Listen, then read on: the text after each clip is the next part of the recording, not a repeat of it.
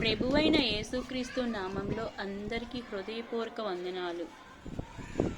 నువ్వు కార్చే ప్రతి కన్నీటి బొట్టును ఆయన తన చేతుల్లో పట్టుకున్నారు. మీరు రహస్యంగా చేసే ప్రతి ప్రార్థనను ఆయన చెవిన పడింది. ఆయన వింటున్నారు, ఆయన చెవిన పడింది. ఇంకా భయపడి చింతించి కంగారు పడే అవసరం నీ జీవితానికి లేనే లేదు. పరిస్థితి ఏదైనా కానీ నీ మనసులో, నీ ముఖంలో చిరునవ్వు మాత్రం చెరగనివ్వద్దు. ధైర్యంగా ఉండు.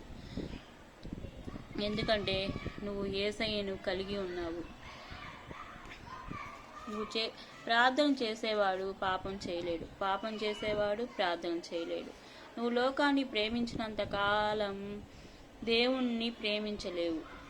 నువ్వు లోకాన్ని విడిచిపెడితేనే దేవుని యొక్క ప్రేమ ఏందో నీలో కనిపిస్తుంది. మరి లోకాన్ని ప్రేమించి నీ జీవితాన్ని నాశనం చేసుకుంటావా? దేవుణ్ణి ప్రేమించి అద్భుతంగా మార్చుకుంటావా? ఏది చేయాలన్న అవకాశం మాత్రం నీ చేతుల్లోనే ఉంటుంది. పాపాన్ని వదిలిపెట్టి, ఒక పాపం 10 పాపాలకి కారణమయ్యి మన జీవితం నాశనమైంది. మన పాపాన్ని వదిలిపెట్టి మన జీవితాన్ని యేసయ్య చేతికి అప్పగిస్తే మన జీవితం అద్భుతంగా ఉంటుంది.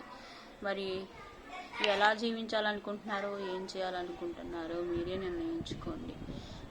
ప్రభు పేరిట వందనాలు, శుభాలు, దైవాశీస్సులు.